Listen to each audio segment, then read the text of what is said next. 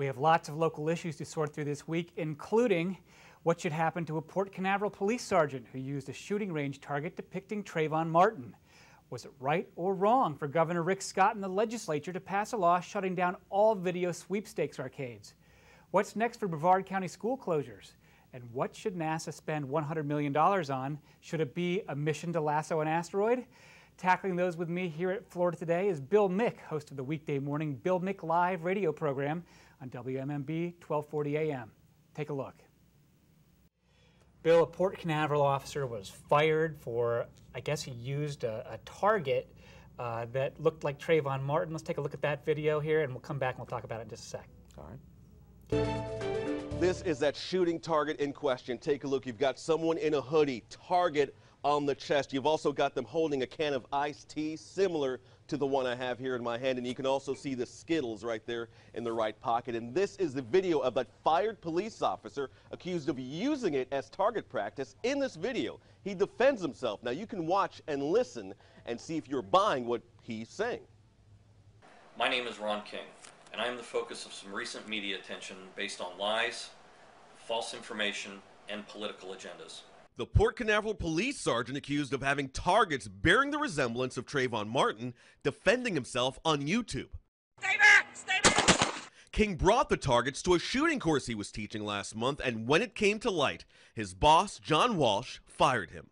The Martin family attorney releasing a statement saying it is absolutely reprehensible that a high-ranking member of the Port Canaveral police sworn to protect and serve Floridians would use the image of a dead child as target practice. But the question is, did Officer King think it was okay to have Trayvon-inspired targets, and why? These objects in the hand were non-threatening, and the target was something that I viewed as an example of a no-shoot situation.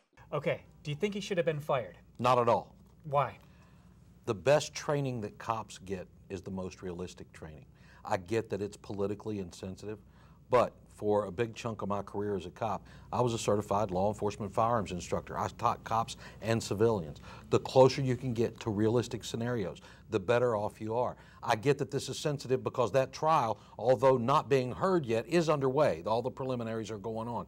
And it's sensitive, and it's been driven by the race baiters since the incident occurred.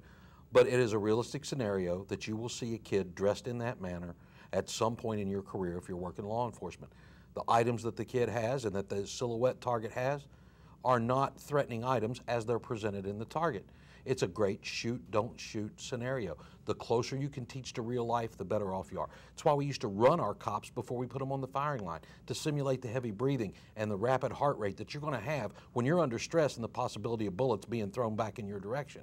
You can't simulate that event before it ever occurs. You do the best you can. But here's what I'm unclear on: is was it a shoot, don't shoot situation, like you're in a shoot house and the target comes flying out, or was it a target that they put up at a firing range, and the idea was just to blast away at the thing and see how close you got to the bullseye? It was neither. It was not used in this particular training situation, which is why the interim port CEO is making a horrible judgment here on a circumstance that he's not equipped to handle. He's not a policeman. He's not a law enforcement instructor. He doesn't know what he's doing. He needs to seek competent help of those who do.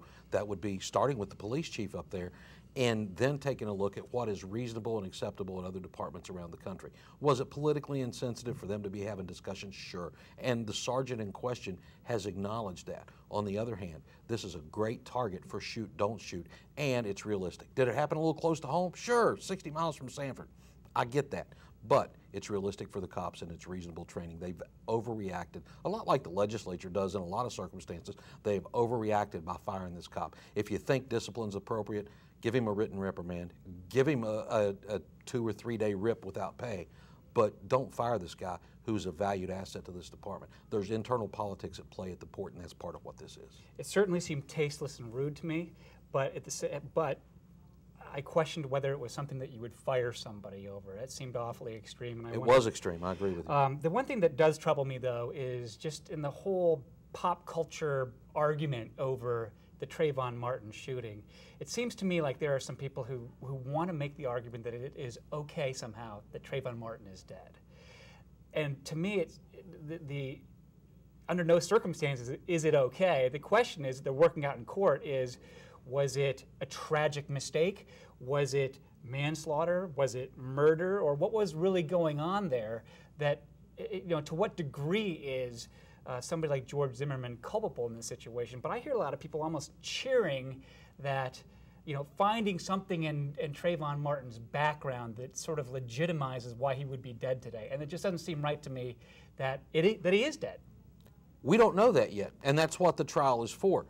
If Zimmerman was justified in pulling the trigger, if, as some have alleged, he was having his head beaten into the concrete by this, not the 12-year-old picture of the kid that you see everywhere, but this adult-looking teen who was bigger than Zimmerman was, if he was being beaten with his head against the concrete, there's a chance this is a justifiable shoot.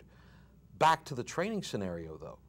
If you don't train with as much realism as you can, you're not doing your cops or your community justice. For example, if the Brevard County Sheriff's Office and other departments, by extension, don't use the Barbara Pill death as a training scenario for their personnel, it's very likely to happen again in some law enforcement circumstance.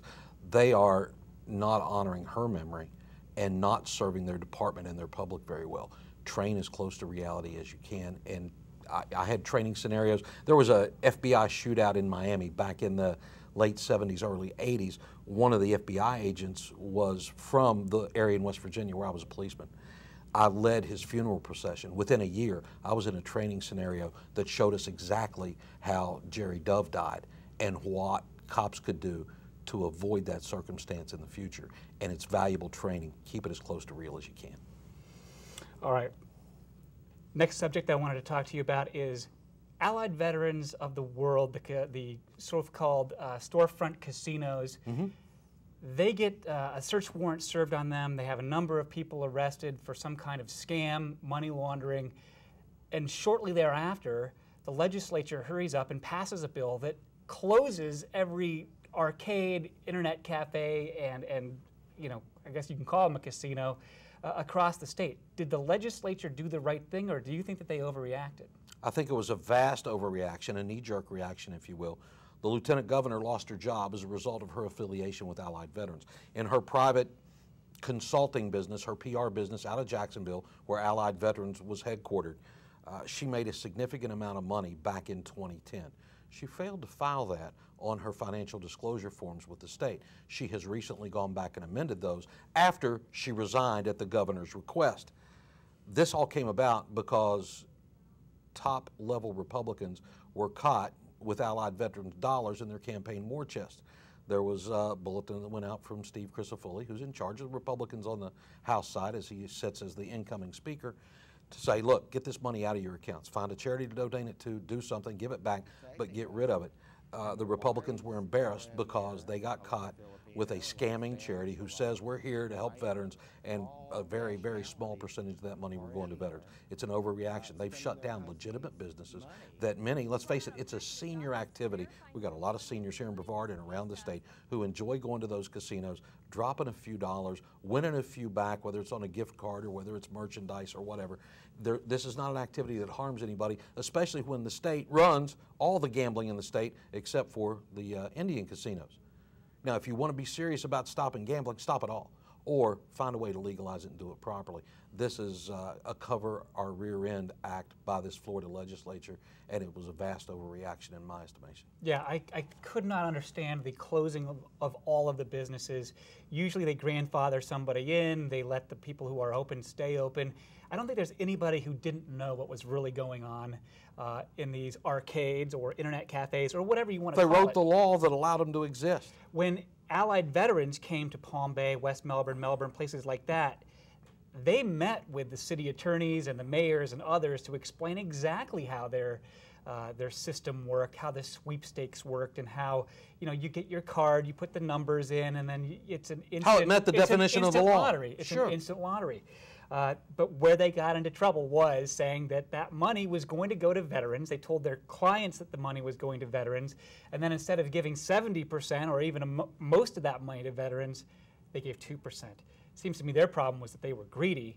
Instead of going to, if they had given as much as 10% of how much they took in under these complaints to veterans, you would have seen $30 million, $40 million going to groups like Wounded Warriors, who wouldn't support that, but instead, very little of it actually wound up going. Yeah, and given the appearance of fraud, if not actual fraud. Apparently a year-long investigation or longer by FDLE, and I think there's more to the lieutenant governor side of this than we've been told to this point. That was a very hasty resignation. People knew more about this than was let out to the media in the immediate wake of those investigations and arrests. Marco Rubio and immigration. Marco Rubio did a blitz of 7 Sunday talk shows pitching the immigration bill, which for our viewers' benefit would include a 13-year path to citizenship, fines and back taxes for those people who are here illegally and want to apply to become citizens, mandatory employer verification, I think that's the E-Verify thing, tougher border security, and visa programs for high-skilled and low-skilled workers. What do you make of it? I think if we're going to have a chance of getting anything done on immigration in this country, last time we had a major push was '06. Republicans in charge of Congress at the time, they took the summer road trip in '06 to feel out the country when they knew damn good and well what the country felt on immigration. It cost them Congress that year. They lost control in '06 to the Democrats. If there's a chance of getting some kind of real immigration reform, I think those on the right and left are going to have to be realistic about it. I know there are a lot of folks in my audience who say no amnesty at all. And I think the common sense approach is there has to be a path of some sort to legalize these people, the ones you want here, the ones who are coming to work for their families, to provide a better life. The guy who was out doing the job, let's be honest, that you and I are going to do, I'm not going out and pick lettuce, citrus, or anything else. Sure. It ain't coming. So that hard-working person that comes across, if they're willing to comply, if they're willing to get in the back of the line or whatever's required here to get the work visa. I think we need an immigrant worker program. Congressman Posey said so. Marco Rubio says so. I think anybody realistically looking at the issue in Congress will see that. I think if there's a chance to get anything done, it's going to be a bill like Rubio's. And he has. He's laid a lot of political capital on the line here. And if I wouldn't bet against Marco Rubio at this point. I like that Marco Rubio is trying to be more than a guy who gives speeches in the Senate. He's trying. He's gone to a place that was a dysfunctional chamber of our Congress and is trying to get something done actually, and to go out there and try to pitch this bill to conservative groups and win them over, I think speaks well of him in terms of being a lawmaker. And this young in his senatorial career, with the possibility of a vice presidency or presidency down the road, it's a little bit of risk-taking, but it's also part of leadership, and I think you will see that out of him on this issue. But do Republicans really need to pass this? Does it matter? I think it matters to their constituency. I think the thing that really matters is border security, and we've got some serious issues in Texas and Arizona with those border incursions of violent people that are smuggling people and drugs and other things across the border. I think border security is an issue. I mean, the Reagan amnesty required border security to be done, that fence to be built. It's not done. So there will have to be some teeth on the border security side for this to be seen as viable and acceptable by the American public. In Brevard County, one of the biggest issues going on right now is the potential for school closures. We've had a proposal knocked around a little bit out of Port Canaveral, wherein one of the port commissioners has proposed spending $5 million, a donation, to keep schools open within the port district. There were 3 schools that were slated for closure. I don't know that that's going to go anywhere at this point, but what do you make of it? I think it is an unethical crossing of taxpayer districts and dollars. I think it is a political move by Port Commissioner Bruce Deardoff, who was just reelected, but yet has already announced he's going to resign at the end of this push to donate this $5 million to the schools. I don't know what his political motivations are for doing so, but what it has done is has ginned up the emotion and the hopes of those people who are so disappointed that their local schools are going to be closed. I get that. The school board's done a wonderful job through the years of convincing us that local schools are important, that parental involvement's important. And now when they've had to make the tough decision to close some schools, according to Florida Today reports, 3,500 students down since the 05-06 school year. School closure would be reasonable in those circumstances. Choosing the schools to close can be very difficult. Well, the school board was making those decisions and making some pretty tough ones along the way, and now you've got an outside entity without authority apparently to dangle that $5 million in front of them, saying, "Here you go, I've got $5 million for you. Keep them open. The voters need to change their mind, and this will give them the chance to do it." I wonder if they needed to change their mind on electing him in that same election. You know, if the election's invalid on that front, it's invalid on all the other fronts. It's a dishonest ploy. I don't like it. I think it's insulting to the voters. It's insulting to the school board that has done the job, a very difficult job, in trying to decide what to cut.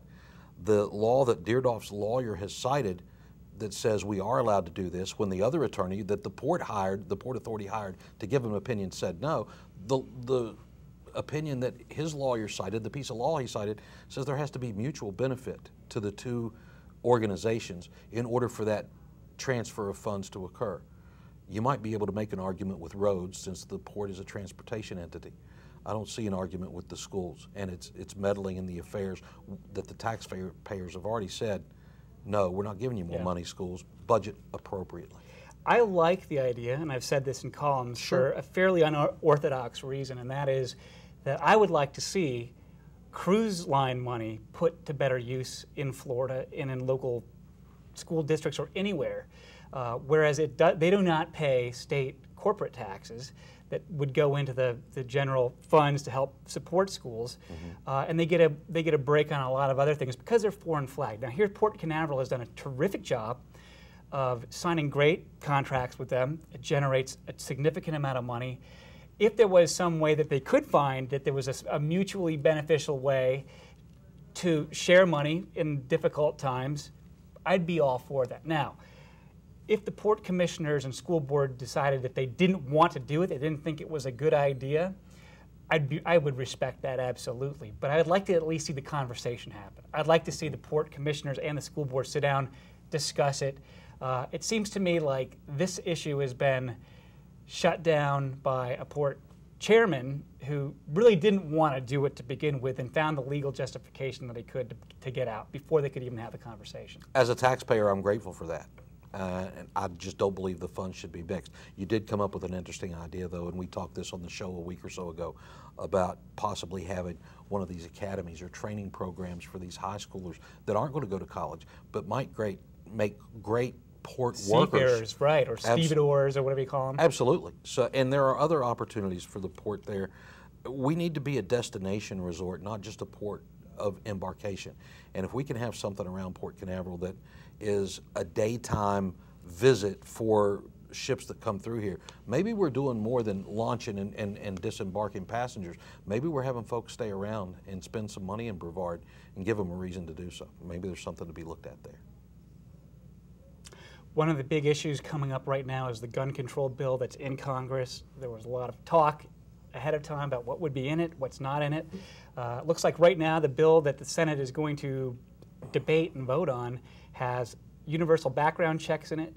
It has some mental health provisions, a gun trafficking statute, but does not have any kind of restrictions or bans on equipment. Does not outlaw so-called assault rifles, does not limit the size of magazines, for example. What do you make of the proposal thus far?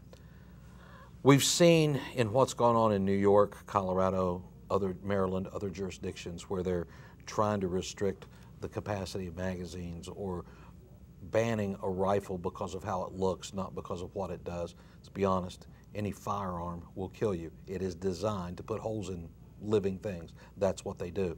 The number of rounds aren't going to make a difference. In most of these shooting situations that you've seen across the country, it's not assault rifles that are doing the killing. It's other types of weapons. They're not being serious about the ban. They see an opportunity to come in and wrestle some type of gun control into the law that, in my opinion, violates the Second Amendment to the Constitution very severely. You see manufacturers who are looking to relocate their companies to states where firearms manufacturing is more friendly. You can make a 15 or 20 round capacity magazine in Colorado, but you can't sell it there now because of their new law. It's okay to export this stuff to somewhere else and make money off of it for Colorado, but not okay to have it there. Some inconsistencies here. The gun control measures that have been proposed across the country won't do anything to make any of these school shootings safer. And I know Wayne LaPierre gets a lot of crap about his comment that the only thing to stop a bad guy with a gun is a good guy with a gun. But by golly, it's true. And a well-armed, well-trained citizen could have stopped many of these before they became the tragedies that they were. Any shooting death's a tragedy. You don't want to see it occur. On the other hand, we are creating gun-free school zones that are nothing more than target-rich environments. And there are plans that could place people in those circumstances that would make that environment safer. I don't think the argument's about safety. It's about control and what arms are available, and I think it's a bad idea. See, to me, the biggest issue is not what equipment do you regulate, it's regulating the people. And by that I mean we have a background check system that I don't think anybody complains about when it comes to getting a background check if I'm going to walk into a sporting goods store and I want to buy a firearm. I did it just a couple weeks ago. And it has stopped people from buying firearms, but we have these incredible loopholes there. And not only do we have loopholes in the law, but we also have fairly poor attention to the system itself. In talking with Phil Archer, our new state attorney, about what kind of information do we have on mental illness in our background checks, it is hit or miss as to whether people actually comply with the intent of that background check, which is to make sure that people have been involuntarily committed or something else, can't go out and buy a firearm. To me, the thing that could make the biggest difference here is better background checks and more of them. If it hasn't created a gun registry to do them at sporting goods stores, I don't see where it would create a gun registry to do them at gun shows or any place else. I also think that the part that could make a big difference is a trafficking law. Right now, for example, what they could have prevented was the Fast and Furious situation, where there's no law against these straw buyers going out and buying up, trunk loads full of firearms to give to drug cartels. But because there was nothing illegal about actually buying, transporting, and doing that, they had to be there to watch that handover happen to make the arrest and stop that guy. I'm not sure that's consistent. If there is no law that's being violated, why are they investigating it in the first place? And you got to remember, Fast and Furious was an operation conducted by the Obama Treasury Department through alcohol, tobacco, firearms. And it was a botched operation. It was not done well. I can't tell you the specifics of the federal law that would or wouldn't be in play. It wasn't an area of the law I dealt with very often. When I did, I was working with ATF agents back in the day. But you can already look at the SAFE Act in New York, a state already with some pretty restrictive gun laws. They added some provisions with assault weapons, with magazine capacity, and on the health side, where as Andrew Cuomo stands up and says, nobody's coming after your guns. Just last week, we talked a story very extensively where a child makes a comment at school as they're talking about getting revenge on another kid who'd pushed a kid down on the playground, and they were talking paintball guns or BB guns or water guns. They didn't have access to the first two. They did have access to water guns. But yet law enforcement ends up at this guy's home saying, we want you to surrender your permit, and we want to take the firearms out of your house until your 10-year-old is 18 or beyond. Then we had another one, same state, just last week, where through incorrect information, the state police in New York contacted the Erie County authorities. The Erie County police went out and asked this guy to surrender his pistol permit and the weapons that he owned because of medication he'd been prescribed by a doctor. Only problem is, wrong guy, not his medication. He fought it with an attorney. It is still pending. But the state overreacted, again, in knee-jerk fashion, putting a law in place that makes it look like things are more safe, when in reality they're not, and they are infringing on those Second Amendment rights, going after people and their guns, and it's a bad thing. All right, real quick. Lasso an asteroid or not? NASA wants to begin the research and development on going out and maybe catching and diverting an asteroid. Bill Posey, our congressman here in Brevard County, has introduced a bill that would make a moon landing the top priority. Do you see these two things as being contradictory and one being worthwhile or not? I don't get the idea of lassoing an asteroid. I think Bruce Willis and Clint Eastwood and others have covered those in the movie quite well, or movies rather. I think going back to the moon makes sense. It will help prepare for other stages of exploration. Can't claim to be a scientist here. It's just my since 6-year-old Star Trek fan mentality, thinking we got to be going to planets, we got to be living somewhere other than this planet, and we got to figure out how to get there from here. I think it is more ambitious and more common sense to be going to the moon, learning how to live there so we can learn how to do other things in the future. Lassoing asteroids just doesn't make sense to me, but again, I'll acknowledge I'm not a scientist on the topic. Now I say yes, do go lasso an asteroid. I think that we talk all the time about the need to go put people on Mars. Why? Because we might need to have people on Mars in case the Earth is doomed someday. Why would the Earth be doomed? Probably because of an asteroid. So why not just catch the rock and throw it back instead of going through all the hassle of trying to find a way to put people on Mars? I can't imagine living on Mars. I think it would be miserable. Cold, rocky. Why not just stay here? It's a nice planet. You didn't watch Total Recall? It's a pretty cool place. But I think the thing that we run into a lot is anytime you propose something new like this, you hear from people say, we can't afford it, we can't afford it. Mm-hmm. Can the federal government not afford anything? Well, we also have dropped the ball in large regard on commercial space, and we've got launches going from elsewhere that need to be going from here. And we need some focus back on what the Space Coast is about. And NASA's infrastructure needs to learn to be a little more flexible. Is there too much red tape? Are we having problem with launches from facilities where we shouldn't be having problems? Should it be easier for Elon Musk or others to come in and conduct a launch somewhere? And I think we can get that back. We're probably a few years away. We are probably, 2 or 3 years away from more American manned spaceflight. And it's going to take independent companies coming in and being a part of that for that to happen. Always has, don't misunderstand, but now even more so, with the private entrepreneur willing to take more risks as far as timelines and pushing the bubble a little bit. And astronauts, former astronauts, working for those companies saying, we're within safety margins here, let's go for launch, let's do it. I think we're probably bordering on an exciting time in space. We're a couple of 3 years off, and I want to see him pursue it. It ought to be great. Bill, thanks for joining us here today. Always fun, Matt. Thanks. That's our program. My thanks to Bill Mick for joining us at Florida Today. I'm Matt Reed, and we'll see you right here next Wednesday on WBCC and FloridaToday.com.